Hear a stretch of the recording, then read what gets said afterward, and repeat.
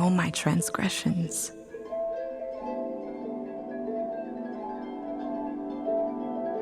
And my sin is always before me.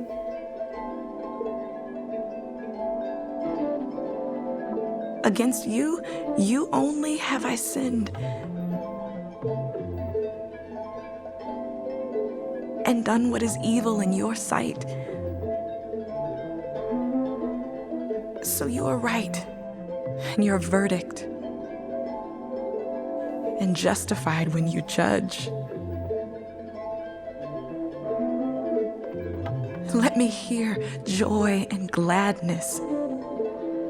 Let the bones you have crushed rejoice.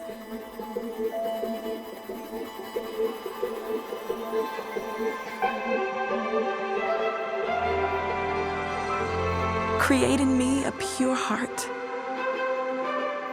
O God, and renew a steadfast spirit within me. Do not cast me from your presence, or take your Holy Spirit from me. Restore to me the joy of your salvation. Restore to me the joy of your salvation.